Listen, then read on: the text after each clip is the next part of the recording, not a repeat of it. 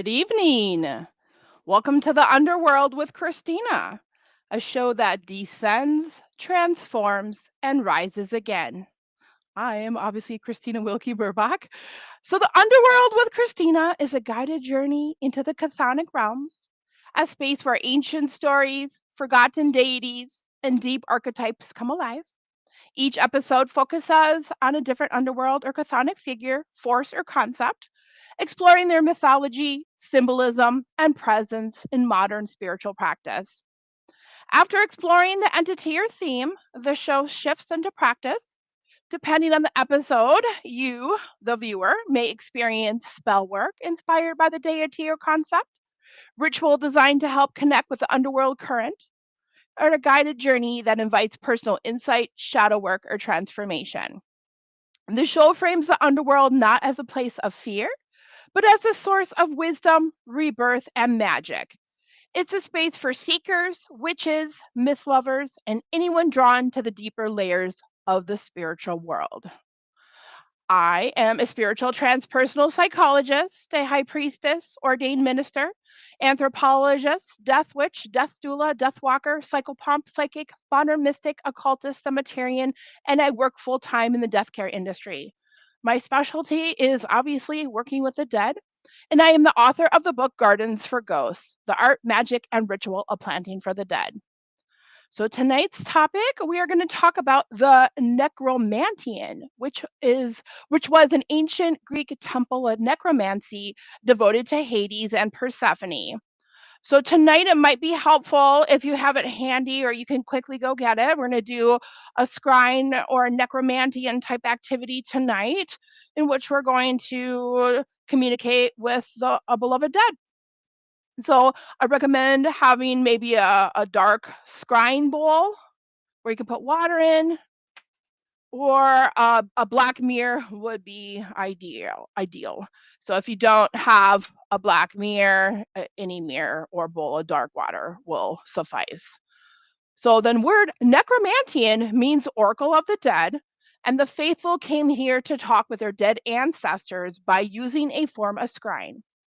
A more modern version of the necromantian is the psychomantium, which was kind of like a re-envisioned version of the necromantian in 1990s by Raymond Moody. And I'll talk a little bit more about that in just a second. So it's a small dark chamber used to facilitate communication with departed souls. So, like I said, grab a mirror, sit back, learn a little bit about the underworld, the soul's journey when someone dies, and then we'll do a little scrying necromantian ritual. So, the underworld in Greek mythology is hidden deep within the bowels of the earth and ruled by the god Hades and his wife Persephone. The underworld was the kingdom of the dead in Greek mythology, the sunless place where the souls of those who died went after death. Watered by the streams of 5 different rivers, the underworld was divided into at least 4 regions. Tartarus, which was a place of punishment, the Elysian fields, where the most excellent who died, where they dwelled, the fields of mourning, where those who were hurt by love died, that's where they went, and the asphodel meadows, where the shades or the souls of the majority of the ordinary people went. Much of what we know about how the ancient Greeks and Romans imagined the underworld is from Homer's Odyssey and Virgil's The Aeneid. However, even those two visions are somewhat a little bit conflicting. So sometimes we have to resort to assumptions to reconstruct the Greek underworld in its entirety. According to Homer, the underworld was located beyond the earth encircling river of ocean at the far western end of the world. However, some other authors inform us that there was quite a few places within the known world where one could use a portal to enter the kingdom of the dead. So a cavern, so these are a couple of the places where it was believed to be a portal. So obviously a lot of these are in the Greek world. So a cavern known by an ancient town situated on the tip of a cave situated on the tip of a cave. This cave still exists to this very day. So a cavern by a cave, a bottomless lake, which is believed to be guarded by the fearsome Hydra, is believed to be one of the portals to the underworld. The volcanic Lake Avernus, which is in southern Italy near the city of Naples, is believed to be a portal to the underworld, and you can access it through a cave found near the lake.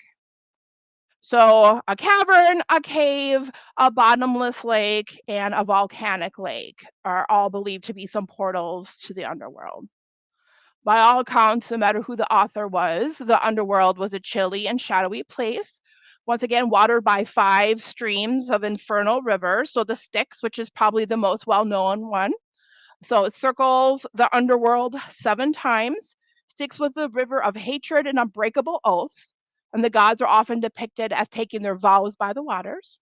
The Acheron, which is the river of sorrow and pain, and it's black and deep. The Coctius, which is the river of lamentation and wailing. The Phlegethon, which is a river of fire. Possibly the river is believed to lead to the depths of Tartarus. Once again, Tartarus is believed to be the more hell-like part of the underworld of punishment. And the Lethe. So this is the river of oblivion and forgetfulness, out of which the dead souls are obligated to drink so that they can forget their earthly preparations. They can forget their earthly life. So they drink out of the water of forgetfulness to forget their earthly life in preparation for reincarnation. So initially, it seems that the ancient Greeks believed that all souls, regardless of how they died or how they lived their lives, how dishonorable or exemplary they might have been, they all eventually ended up in the same place after death. And for most of them, the underworld couldn't have been a particularly pleasant place. It was rather like living through the same dismal nightmare over and over again, battling for breath in a world inhabited by shadows, barren of hope, and desolate.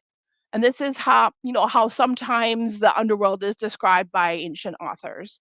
Nothing more than a joyless realm where the dead were supposed to slowly fade into nothingness. Or as we learned from Plato's myth of Ur, prepare themselves for reincarnation back on earth again. However, all this changed at some stage, and according to later writers, they then divided the underworld into at least 4 different regions.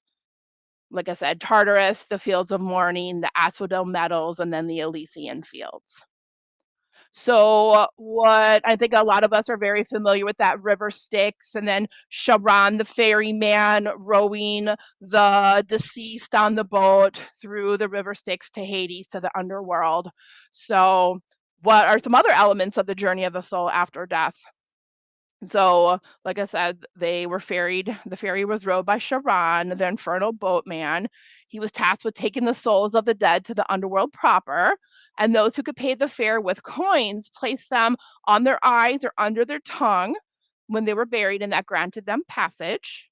And then when they got to the gate to the underworld after the boat ride, the souls, after they entered the gates, they were greeted, or the gates were guarded by Cerberus, the multi-headed dog. That's Hades' hound. And then after Cerberus let them pass the gates of the underworld, they were judged by a panel of 3 judges. And then they passed a sentence on the mortal's deeds based on their previous life. And that's where they decided, after they were judged by the judge, which part of the underworld they would end up in. Like the fields of asphodel or the fields of mourning, etc. So that's the journey of the soul to in the underworld. The Greek gods, so we all are very familiar with the Olympian gods and some of the chthonic gods. So overall, the Greek gods were divided into 2 categories: above the earth and those below the earth. And that's what chthonic means, is below the earth. And so the gods either resided in like Mount Olympus or above in the earth plane, or they resided in the underworld with the dead.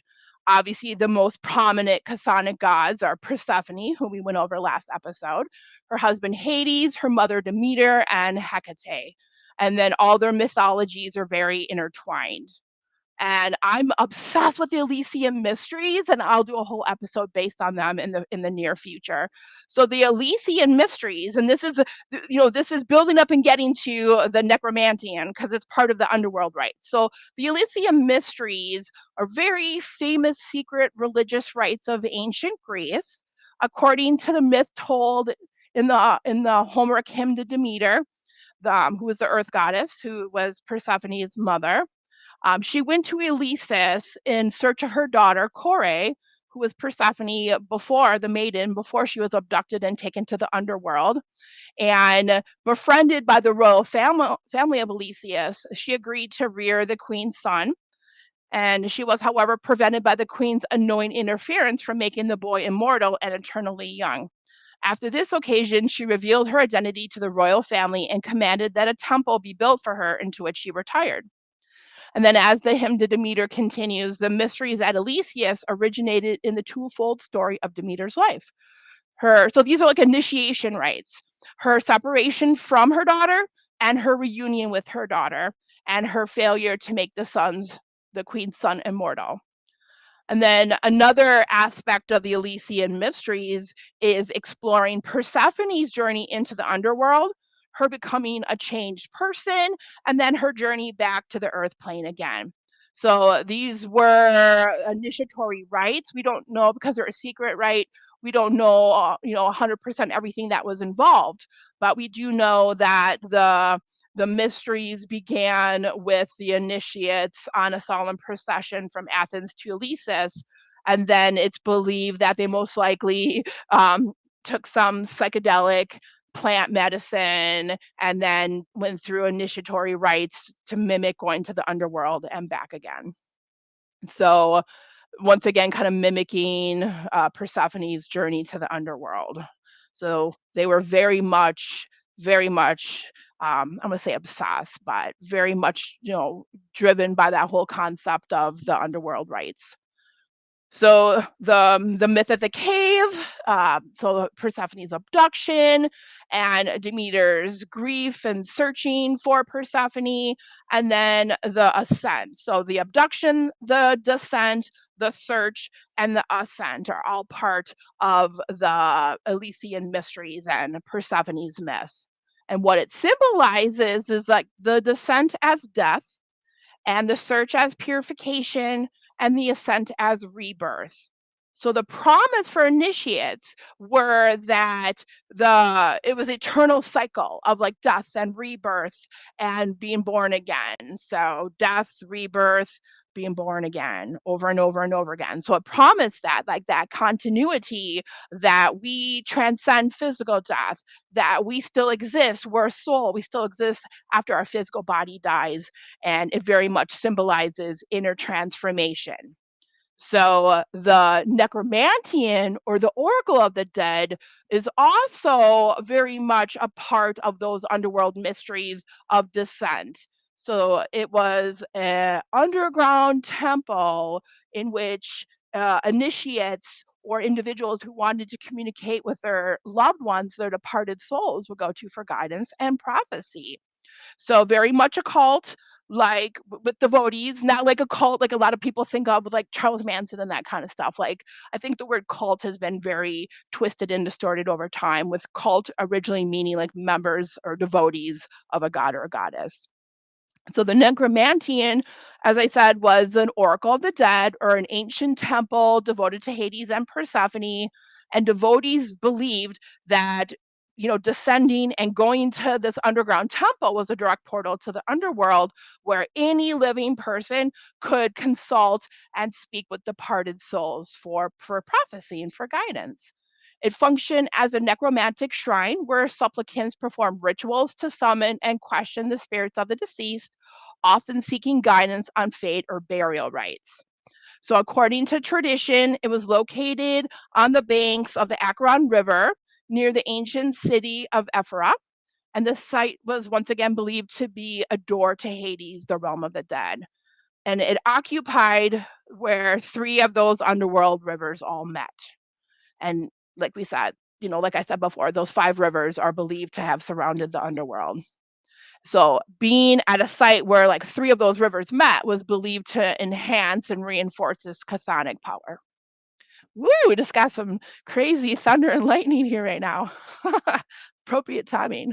The world necromantian, oracle of the dead, the faithful came here to talk with their dead ancestors. So as a form of ancestor worship. So the temple was subterranean, and it had side chambers, and it symbolized that descent into the underworld. So that the underworld rites, whether it's the Elysium mysteries or entering the necromantian, very much has to do, a lot of Greek mythology has to do with like the descent, going down into the underworld, becoming transformed and then rising, ascending back again. So there was a megalithic tunnel that had exceptionally tight fitting walls, reinforcing the illusion of a portal to the underworld. And at that time, individuals were led through this underground maze to a dimly lit place so they would be away from outside stimuli. In the area where there was a cauldron or a bowl, a very large bowl filled with water or oil, and the person would gaze directly into the cauldron, look at and focus on their own reflection in the hope then that a spirit would appear. And this was very much actually an early form of scrying. I think a lot of ancient cultures use like water, shiny objects as a form of divination. So the reflective surfaces, the water or like the mirror, were believed to be a portal to the spirit world. So the rituals at the necromantian were very elaborate, very theatrical. Participants began with a restrained meal. So they had beans, pork, barley, bread, oysters, and then of course a narcotic brew. We can't forget the narcotic brew. Followed them by a cleansing rite, and then they sacrificed a sheep. So rituals here typically involve purification, liberation, libations, rhythmic chants, culminating in a guided descent in the subterranean chambers. And I think a lot of, obviously, of the libations, like the narcotic brew and the chanting, were to help induce a trance-like state. Because for anyone who does any form of divination or spirit communication knows that the more of a trance-like state that you can enter, the more information that you'll get and the better you'll be able to connect to spirit. So after they were high and they were purified and they had a good meal, they were led by a guide. So the worshipers were led by a guide descending down into these subterranean chambers. And they descended through a maze of corridors, they passed iron gates, and every time they passed a gate, they left an offering. And then priests were hidden in floor pits, and they would suddenly like rise and jump out in like crane like devices, appearing to fly through the temple hauntingly, and they were supposed to like embody the shades of the dead. So it was very, very theatrical.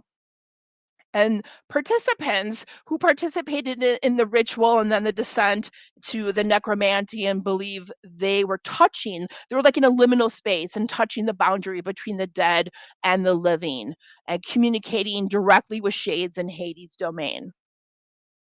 So the Elysium mysteries and the necromancy and those underworld rites very, very, very similar. And I think that just symbolizes a lot of our spiritual journey and spiritual awakening in a lot of ways, like the descent, the transformation and purification, and then the ascent. And you come back different than you were before. So the Elysium mysteries and the necromancy and underworld rites are very, very similar. A modern day version. So, 1993, Raymond Moody wrote a book called Reunion: Visionary Encounters with Departed Loved Ones. And he coined that term kind of in honor, like the psychomantium, in honor of the necromancy, and taking that same concept. He did a lot of research on spirit communication for like grief and loss and healing. And he constructed a modern form of a psychomantium, which any of us can do in our house. And I'll kind of give you some tips to do that. He thought it was a really powerful tool to help individuals resolve grief. And I absolutely am going to agree with him. So the modern concept is that, instead of going down to the underworld and having elaborate narcotic brews and rituals and so forth, that a modern version of that to be like in a room with either no windows, minimal windows, or room darkening blinds or shades, and a very, very like illuminated only via a candle or dim light. So in honor of that tonight, I have the lights largely turned out here and just one light source. And then they would have a mirror set up in the room. So it'd be a very dark room with little to no stimuli with a mirror set up. and only one light source. And individuals would gaze into the mirror and they would sit in this room for about 30 to 45 minutes and communicate with their loved ones. And it was believed to be a way for them to heal from grief. So he encouraged them to dress very comfortably, to bring an object or a picture of their loved one to help evoke emotions and help them connect with their deceased loved one. And, I absolutely believe that this could be a very helpful tool. I absolutely believe, like, I'm a psychologist and I've worked in mental health for over 30 years, and I absolutely have always believed that mediums and spirit communication can bring so much healing to loved ones when they communicate with their loved ones after they passed on to make sure that they're okay. So there's so many therapeutic effects reported. So we're not just looking at like spiritual effects, but a lot of therapeutic effects were reported from Raymond Moody's research. Individuals who believe they made contact with a loved one, it soothed their unresolved longing, it fostered comfort, it helped them work through guilt, unresolved feelings, and the need to communicate. It shifted the grief from negative rumination to positive integration. It catalyzed continuing bonds where they still had bonds with these loved ones that transferred over to the spirit world. And it elicited visions or auditory impressions in about half of the experimental subjects, many of them who reported reduced grief and increased peace of mind after sessions. So I absolutely think scrying. I mean, I think that kind of goes to the whole reason why the necromantian was utilized to facilitate spirit communication in the first place. It's to communicate with your loved one. If we know they're there and they've crossed over and they're all right, I think that can bring a lot of comfort. So how to create a little psychomantium, we'll go over that in just a second. Ooh, I just saw some thunder lightning. um, cool spooky mood right now. Why we want a dark room to mimic the underworld with like little stimuli, because creating an environment that has little external stimuli can deepen your attunement to subtle energies and allow spirit voices and spirit faces to emerge more clearly.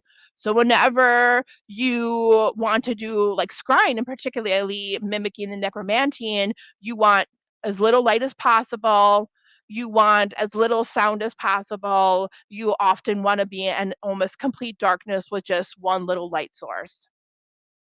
So the ancient Greeks built the necromantian, um, to kind of block out sun. Not the kind of, it did block out sunlight, it blocked out noise and blocked airflow, and because it was underground. And then shamans worldwide for like 100,000 years have retreated into dark caves to reduce sensory stimuli for spirit communication. So it's literally like in our blood, in our DNA, to go into dark spaces to do deep spiritual work and connect with our loved ones.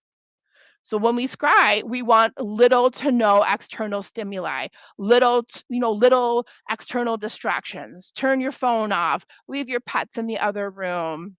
You want to start by cleansing your space, cleansing whatever tool you're going to use, whether it's like a scrying bowl or a black mirror. In a dark room, no windows, or get blackout curtains, or do it at night, like it's night right now.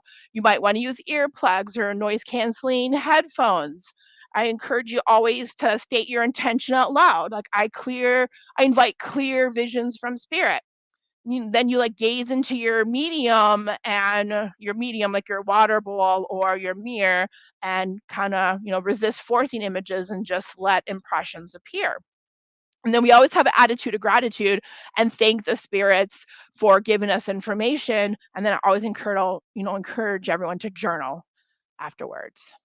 So I think some of us are very familiar with scrying. So it's looking into a reflective medium, whether it's a crystal ball, a mirror filled with, a bowl filled with water, a black mirror, something shiny, in the hope of like detecting messages or visions.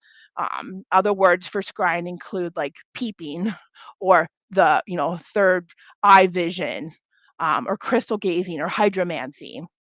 And can use lots of different objects to scry. But like I said, in homage, to honor the ancient Greeks, it's preferred if you wanna mimic, like, the necromancy in that you use, like, a cauldron, a black cauldron filled with water and some drops of oil, or a dark colored or black bowl filled with water. It's ideal to scry at night, preferably during the new moon when there's or the dark moon when there's little to no light.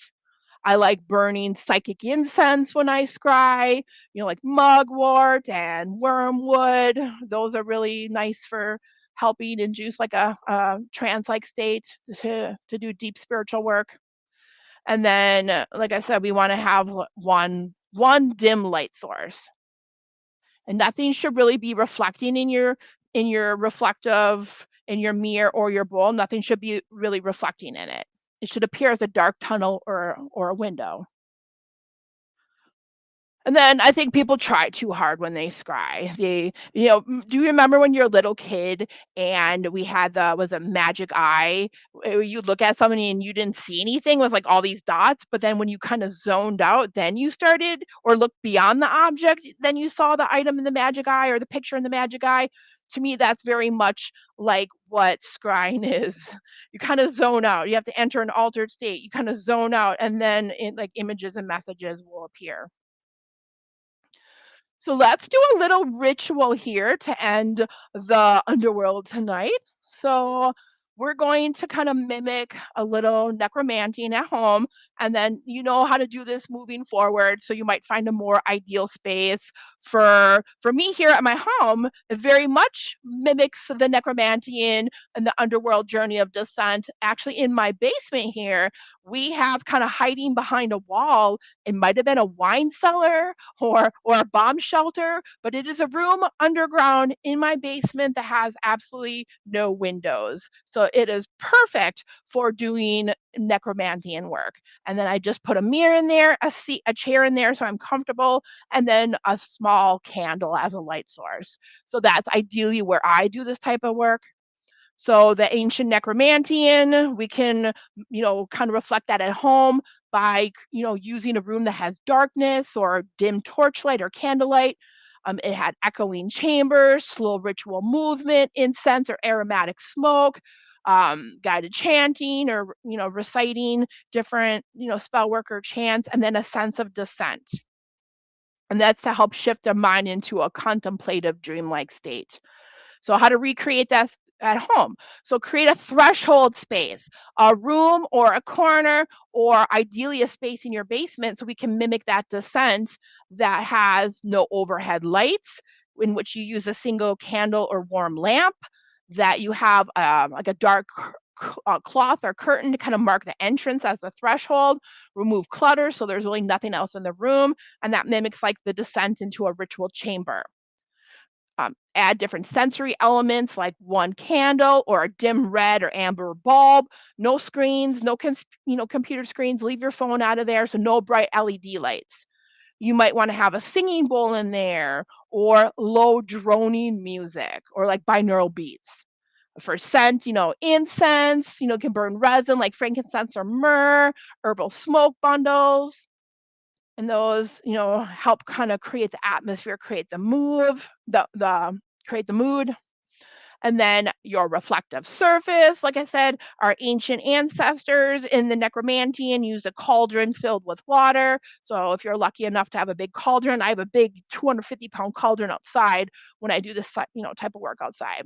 So a dark bowl filled with water, a black mirror, an obsidian mirror, dark glass. So that's your reflective surface. And then, we're like tonight, we're gonna end by me guiding you into like your necromantian, so a guided inner journey in which you like descend, then you gaze into your reflective surface. You can like descend in your mind. Then you call upon your ancestors or whoever you want to communicate with, and then we journal afterwards and then close the space intentionally. So blow out the candle, open the curtain, step back into normal lighting, into normal reality, take a few deep breaths, and then I always encourage everyone to cleanse after they do spirit communication or ritual work. And your necromantian can be a space for processing grief, for creating a meditative environment, a way to honor and connect with your ancestor and your memory and your lineage. and it can also be a psychological like threshold for introspection. All right, so we're gonna do a little ritual here to end. And feel free to come back to this recording, after you set up your little necromantian, your threshold space. So, beginning our little ritual here, our necromantian ritual, our oracle of the dead ritual, in honor of our, the Greek. I want to say I'm Greek, so I don't want to assume everyone has Greek ancestry, but in honor of our Greek ancestors, let's do underworld oracle necromantian ritual. So, and your space can be in your mind right now, like a meditation if you don't have an actual space created. And, I'm not assuming you created a space in 5 minutes. So, stand outside the space you've prepared, whether it's a physical space or in your mind, and then take one slow breath in and one slow breath out. And say softly, I step from the world of noise into the world of quiet. I cross from the ordinary into the realm of memory. And then you would enter your space and close the curtain or close the door, whether it's actual physically doing that or symbolically close it behind you. And then you will light your light source. So light your candle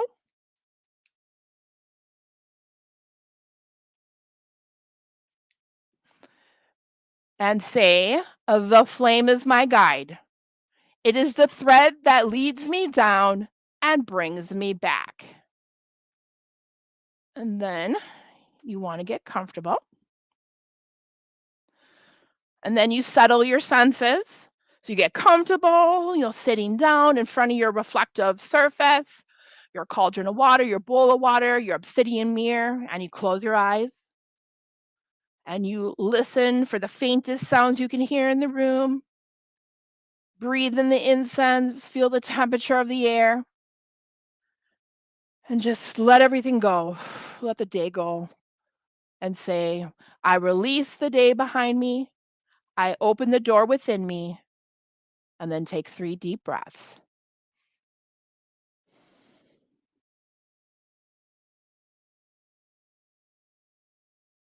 And then we begin the descent. So visualize in your mind's eye a stone stairway spiraling downward